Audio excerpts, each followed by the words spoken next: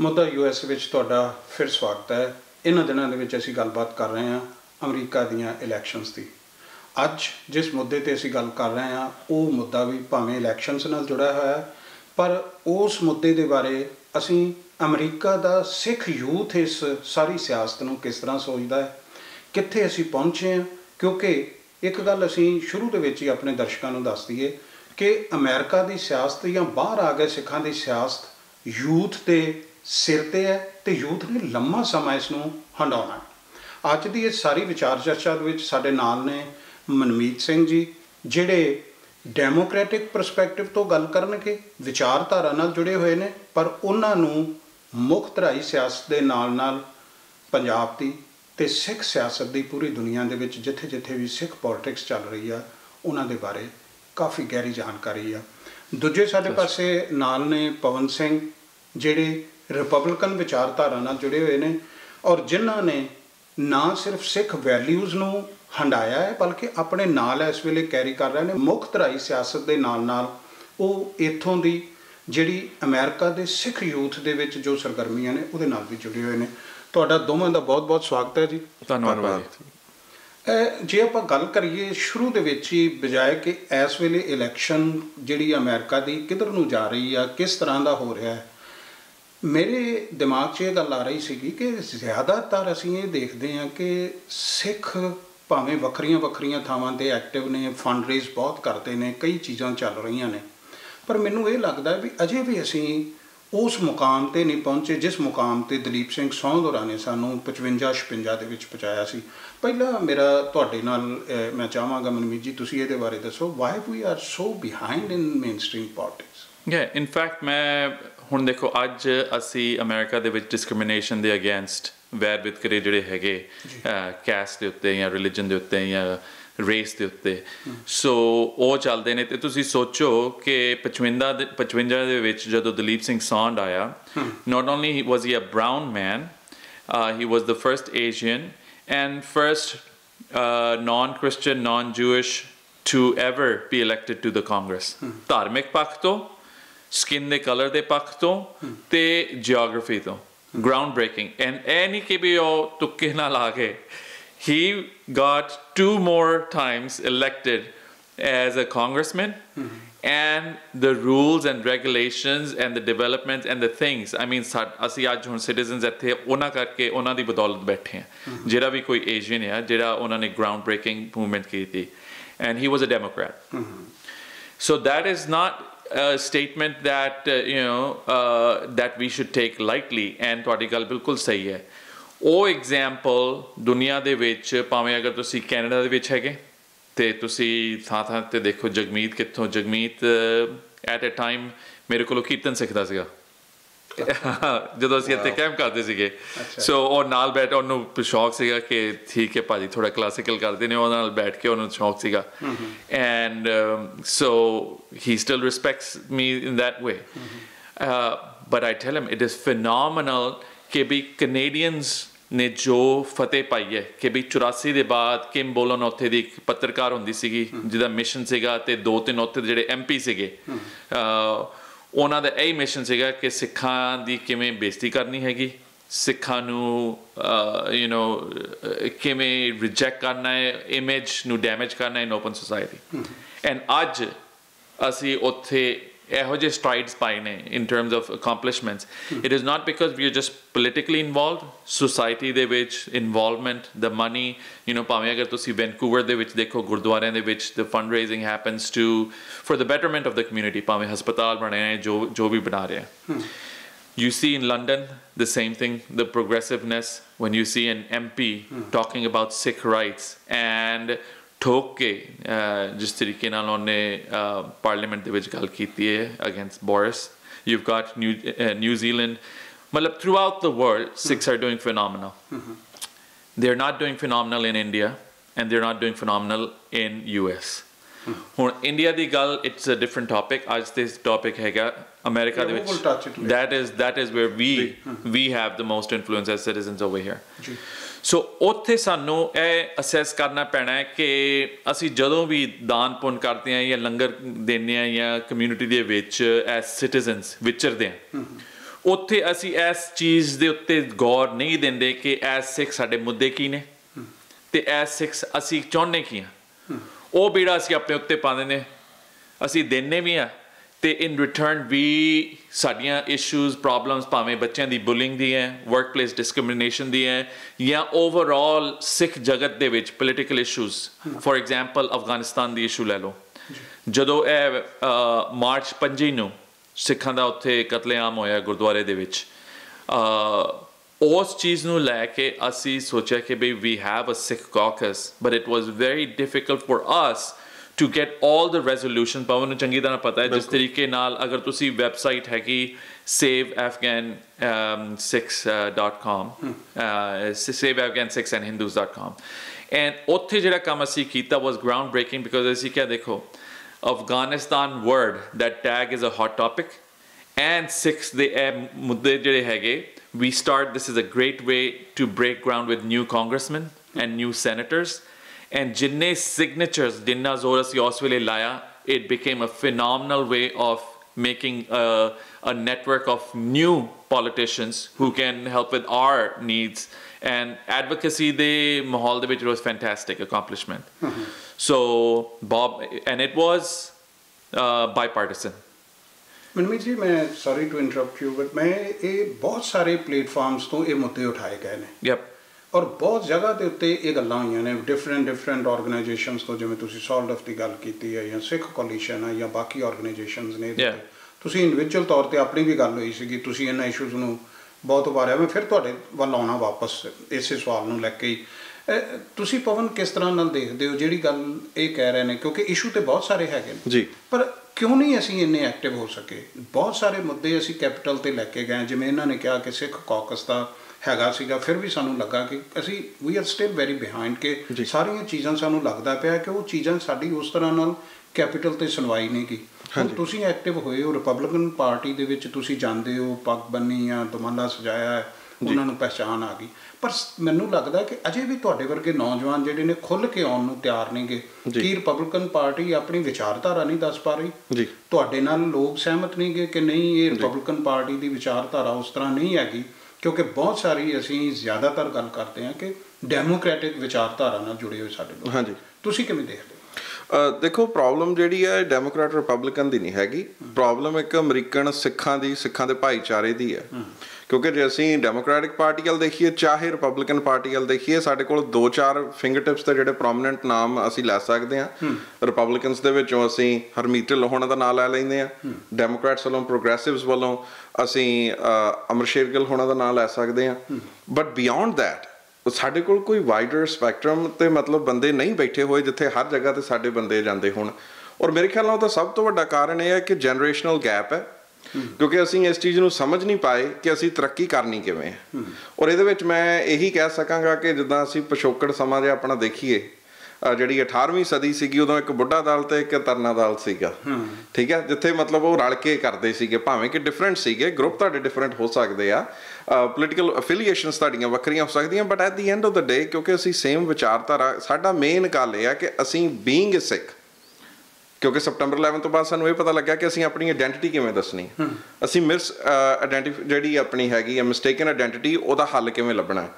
ਇੰਜ ਦੇ ਜਿਹੜੇ ਸਾਡੇ ਪ੍ਰੋਬਲਮਸ ਨੇ ਇਸ ਕੰਟਰੀ ਦੇ ਵਿੱਚ, ਅਸੀਂ ਡਿਸਕ੍ਰਿਮੀਨੇਸ਼ਨ ਫੇਸ ਕਰਦੇ ਹਾਂ। ਇਟ ਡਜ਼ਨਟ ਮੈਟਰ ਕਿ ਤੁਸੀਂ ਰਿਪਬਲਿਕਨ ਹੋ ਜਾਂ ਡੈਮੋਕ੍ਰੈਟ ਹੋ, ਡਿਸਕ੍ਰਿਮੀਨੇਸ਼ਨ ਹੁੰਦੀ ਹੈ, but how do you properly address it, ਠੀਕ ਹੈ। ਇਸ ਤਰੀਕੇ ਦੇ ਨਾਲ ਜਿਹੜੀਆਂ ਸਾਡੀਆਂ ਇਨਵੈਸਟਮੈਂਟਸ ਨੇ, ਕਿਉਂਕਿ ਜਿਹੜਾ ਪੋਲੀਟੀਕਲ ਮਸ਼ੀਨਰੀ ਦੇ ਵਿੱਚ ਜਿਹੜਾ ਪੈਸਾ ਲਾਉਣਾ ਆ, ਇਹ ਇੱਕ ਕਾਮਨ ਗੁੱਡ ਹੈ, ਇਹ ਪੂਰੀ ਕਮਿਊਨਿਟੀ ਨੂੰ ਹੁੰਦਾ ਹੈ। ਕਿਉਂਕਿ ਜੇ ਇੱਕ ਬੰਦਾ ਸਾਡਾ ਪ੍ਰੋਮੀਨੈਂਟ ਚਾਹੇ ਡੈਮੋਕ੍ਰੈਟਿਕ ਟਿਕਟ 'ਤੇ ਜਾਵੇ ਚਾਹੇ ਰਿਪਬਲਿਕਨ ਟਿਕਟ 'ਤੇ ਜਾਵੇ, ਉਹ ਸਾਰੀ ਕਮਿਊਨਿਟੀ ਦੀ ਐਕੁਇਟੀ ਬਣਦੀ ਆ ਉਹਦੇ ਨਾਲ। ਔਰ ਇਹ ਚੀਜ਼ਾਂ ਦੇ ਵਿੱਚ ਅਸੀਂ ਪਿੱਛੇ ਹਾਂ ਕਿਉਂਕਿ ਅਸੀਂ ਆਪਣੀ ਇਨਵੈਸਟਮੈਂਟ ਜਿਹੜੀ ਆ ਉਹ ਅਸੀਂ ਸਹੀ ਢੰਗ ਨਾਲ ਨਹੀਂ ਲਾ ਸਕੇ। ਅਸੀਂ ਅਜੇ ਵੀ, ਮੈਂ ਇਹ ਫੀਲ ਕਰਦਾ ਕਿ ਕਾਫੀ ਹੱਦ ਤੱਕ ਅਸੀਂ ਕਹਿ ਦਿੰਦੇ ਹਾਂ ਮੈਨੂੰ 2 ਸੈਨੇਟਰ ਜਾਣਦੇ ਨੇ, ਮੈਨੂੰ 4 ਕਾਂਗਰਸਮੈਨ ਜਾਣਦੇ ਨੇ, ਮੇਰੀ ਕਾਉਂਸਲ ਵੂਮਨ ਮੈਂਬਰਸ ਦੇ ਨਾਲ ਬਹਿਣੀ ਉੱਠਣੀ ਹੈਗੀ ਆ। ਹਾਂ ਠੀਕ ਹੈ, ਐਜ਼ ਐਨ ਅਮੈਰੀਕਨ ਜਦੋਂ ਤੁਸੀਂ ਜਾਂਦੇ ਹੋ, ਤੁਸੀਂ ਦਸਤਾਰ ਬੰਨੀ ਹੋਈ ਆ, ਦਸਤਾਰਧਾਰੀ ਹੋ, ਤੁਹਾਡੀ ਕੁਝ ਬੈਨੀਫਿਟ ਹੈ, ਪਰ ਜਿਹੜਾ ਤੁਸੀਂ ਪੈਸਾ $1000 ਦੇ ਕੇ ਆਉਂਦੇ ਹੋ, the buck is not going as far as it should। ਕਿਉਂਕਿ ਜਦੋਂ ਐਜ਼ ਅ ਕਮਿਊਨਿਟੀ ਤੁਸੀਂ ਕੋਈ ਕੰਮ ਕਰੋਗੇ ਫਿਰ ਤੁਸੀਂ ਉੱਥੇ ਕਮਿਊਨਿਟੀ ਨੂੰ ਰੈਪਰੈਜ਼ੈਂਟ ਕਰੋਗੇ। ਔਰ ਮੈਂ ਇਹ ਗੱਲ ਬਾਰ-ਬਾਰ ਕਹਿੰਦਾ ਆ ਕਿ ਜੇ ਅਸੀਂ ਇੱਕ ਸਕਸੈਸਫੁਲ ਕਮਿਊਨਿਟੀ ਦੀ, ਸਕਸੈਸਫੁਲ ਮਾਈਨੋਰਿਟੀ ਦੀ ਅਮਰੀਕਾ ਦੇ ਵਿੱਚ ਐਗਜ਼ਾਮਪਲ ਲੈਣੀ, ਅਸੀਂ ਯਹੂਦੀਆਂ ਦੀ ਗੱਲ ਕਰਦੇ ਹਾਂ। ਉਹ ਆਪਣੀ ਕੰਟਰੀ ਵੀ ਇਜ਼ਰਾਈਲ ਦਾ ਬੜਾ ਵਧੀਆ ਉਹਨਾਂ ਨੇ ਸੇਫ ਤਰੀਕੇ ਦੇ ਨਾਲ ਵਾਸ਼ਿੰਗਟਨ DC ਤੋਂ ਲੌਬੀ ਕਰਦੇ ਨੇ।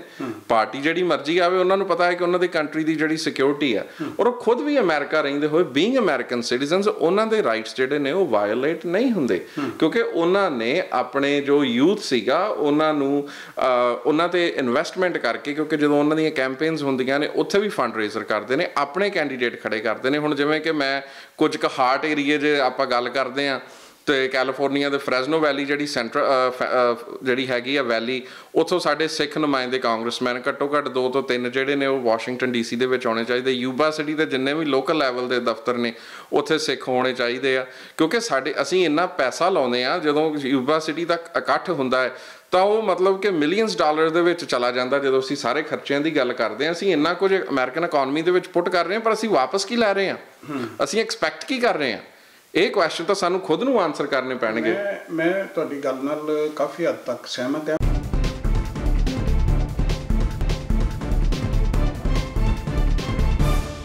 ਤੁਸੀਂ ਹਰਮੀਤ ਢਿੱਲੋਂ ਦੀ ਗੱਲ ਕੀਤੀ, ਜਿਨ੍ਹਾਂ ਨੇ ਅਰਦਾਸ ਵੀ ਕੀਤੀ ਸੀ, ਲਾਇਰਸ ਫਾਰ ਟਰੰਪ, ਉਹ ਹੈਗੇ ਨੇ ਸ਼ਾਮਲ। ਦੂਜੇ ਪਾਸੇ 6 ਫਾਰ ਟਰੰਪ ਜਸਦੀਪ ਜੈਸੀ ਹੋਰਾਂ ਨੇ 2016 'ਚ ਸ਼ੁਰੂ ਕੀਤੀ ਸੀ ਜੀ। ਉਦੋਂ ਭਾਵੇਂ ਉਹਨਾਂ ਦੀ ਇੰਨੀ ਨਹੀਂ ਬਣਿਆ ਬੇਸ, ਪਰ ਐਤਕੀ ਦੀ 6 ਫਾਰ ਟਰੰਪ ਨੂੰ ਟਰੰਪ ਕੰਪੇਨ ਨੇ ਵਿੱਚ ਆਪਣੇ ਸ਼ਾਮਲ ਕਰ ਲਿਆ ਓਫੀਸ਼ਲੀ ਜੀ। ਉਹਨਾਂ ਦੇ ਨਾਂ ਵੀ ਪੈ ਗਏ, ਵੈਬਸਾਈਟ ਦੇ ਉੱਤੇ ਫੋਟੋ ਸਿੱਖਾਂ ਦੀਆਂ ਪੈ ਗਈਆਂ ਜੀ। ਜਿਹੜਾ ਮੇਰੇ ਖਿਆਲ 'ਚ ਹੌਲੀ ਹੌਲੀ ਜਿਹੜੇ ਵੱਧ ਰਹੇ ਨੇ, ਹਾਂਜੀ, ਸਾਰੇ ਤੁਸੀਂ ਆਪਣੇ ਤੌਰ 'ਤੇ ਰਿਪਬਲਿਕਨ ਪਾਰਟੀ ਨਾਲ ਸਰਗਰਮ ਹੋ। ਮੈਂ ਵਾਪਸ ਆਉਣਾ ਮਨਮੀਤ ਜੀ, ਮੈਂ ਤੁਹਾਡੇ ਨਾਲ ਆਪਾਂ ਜਦੋਂ ਪਹਿਲੋਂ ਗੱਲ ਕਰ ਰਹੇ ਸੀਗੇ, ਤੁਸੀਂ ਬਹੁਤ ਸਾਰੇ ਜਿਹੜੇ ਮੁੱਢਲੇ ਸਰੋਕਾਰ ਨੇ ਉਹਨਾਂ ਨੂੰ ਟੱਚ ਕੀਤਾ ਸੀਗਾ ਆਪਣੀ ਪਹਿਲੀ ਗੱਲ ਦੇ ਵਿੱਚ। ਤੁਸੀਂ ਕਿਵੇਂ ਦੇਖਦੇ ਹੋ ਕਿ ਕਰਨਾ ਕੀ ਚਾਹੀਦਾ ਹੈ? ਕਿਉਂਕਿ ਹੁਣ ਇਹ ਸਾਰਾ ਕੁਛ ਤੁਸੀਂ ਇਹਨੂੰ ਲੈ ਕੇ ਜਿਹੜੀ ਮਸ਼ਾਲ ਆ ਉਹਦੇ ਨਾਲ ਰੌਸ਼ਨੀ ਵੀ ਹੋਣੀ ਆ, ਤੇ ਉਹਦੇ ਨਾਲ ਲੋਕਾਂ ਨੂੰ ਰਸਤਾ ਵੀ ਦਿਸਣਾ, ਔਰ ਇਹ ਚੀਜ਼ ਉਹ ਰਸਤੇ ਦੇ ਉੱਤੇ ਤੁਸੀਂ ਚੱਲਣਾ ਹੈ। ਸਾਡੇ ਵਰਗੀ ਜਿਹੜੀ ਜਨਰੇਸ਼ਨ ਸੀ ਉਹਨਾਂ ਦੀ ਤਾਂ ਲੰਘ ਗਈ। ਜਿਵੇਂ ਇਹਨਾਂ ਨੇ ਗੱਲ ਕੀਤੀ ਯੂਬਾ ਸਿਟੀ ਦੇ ਵਿੱਚ, ਜਾਂ ਜਿੱਥੇ ਇੰਨੇ ਵੱਡੇ ਇਕੱਠ ਹੁੰਦੇ ਨੇ ਕੈਲੀਫੋਰਨੀਆ ਦੇ ਵਿੱਚ, ਜਿੱਥੇ ਸਾਡੀ ਸੰਘਣੀ ਗਿਣਤੀ ਹੈ ਸਿੱਖਾਂ ਦੀ, ਉੱਥੋਂ ਅਸੀਂ ਅਜੇ ਤੱਕ ਉਸ ਤੋਂ ਬਾਅਦ ਨਹੀਂ ਭੇਜ ਸਕੇ।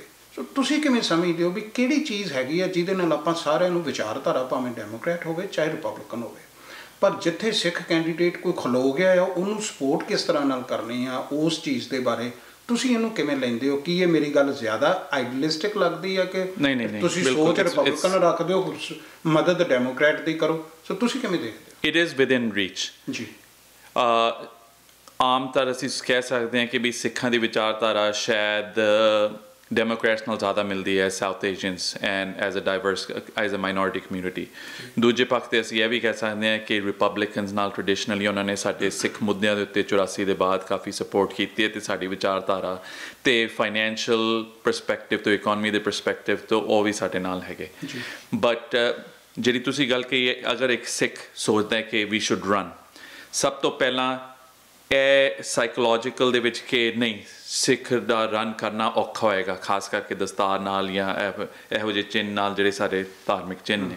ਬਟ ਬਿਲਕੁਲ ਇਹ ਚੀਜ਼ ਆਪਣੇ ਦਿਮਾਗ ਦੇ ਵਿੱਚੋਂ ਕੱਢ ਲਓ, ਕਿਉਂਕਿ ਅਗਰ ਤੁਸੀਂ ਇਲਹਾਨ ਓਮਾਰ ਨੂੰ ਦੇਖਦੇ ਹੋ, ਮਿਨੇਸੋਟਾ ਦੀ ਕਾਂਗਰਸ ਵੂਮਨ, ਤੋ ਇਸ ਵੇਲੇ ਅਸੀਂ ਸੋਚਿਆ ਸੀਗਾ ਕਿ ਪਿਛਲੀ ਵਾਰ ਉਹ ਜਿੱਤ ਗਈ, ਅਤੇ ਇਸ ਵੇਲੇ ਕਾਫੀ ਪ੍ਰਾਇਮਰੀ ਦੇ ਵਿੱਚ ਉਹਦੇ ਅਗੇਂਸਟ ਬੜੀ ਗਰਮਾ ਗਰਮੀ ਹੋਈ, and she won the primary with a landslide. And she wears ਅਸੀਂ ਕਹਿ ਸਕਦੇ ਹਾਂ ਕੇਸਕੀ, but you know they have her own headwear, and therefore it is groundbreaking. And ਅੱਜ ਤੋਂ 50 ਸਾਲ ਪਹਿਲਾਂ ਜੇ ਇੰਗਲੈਂਡ ਦੇ ਵਿੱਚ ਅਗਰ ਸਾਰੇ MP ਦੇਖੀਏ, you know white men ਸੀਗੇ, ਅੱਜ ਬੜੀ ਡਾਈਵਰਸ ਸੋਰਟ ਆਫ ਵਿਮਨ ਆ ਗਈਆਂ ਹੈਗੇ, ਪੀਪਲ ਆਫ ਕਲਰ ਆ ਗਏ ਹੈਗੇ, ਦਸਤਾਰ ਪਾਉਣ ਵਾਲੇ ਆ ਗਏ ਹੈਗੇ। ਸੇਮ ਚੀਜ਼ ਅਮਰੀਕਾ ਦੇ ਵਿੱਚ ਉਹ ਡਾਈਵਰਸਿਟੀ ਨਾਲ ਉਹ ਜਿਹੜਾ ਸਟਰੋਂਗ ਹੋਲਡ ਸੀਗਾ ਨਾ, post Me Too, post all of this, ਹੁਣ ਤੁਸੀਂ ਦੇਖਦੇ ਹੋ ਕਿ ਕਾਂਗਰਸ ਦੇ ਵਿੱਚ all of these women, they are wearing white.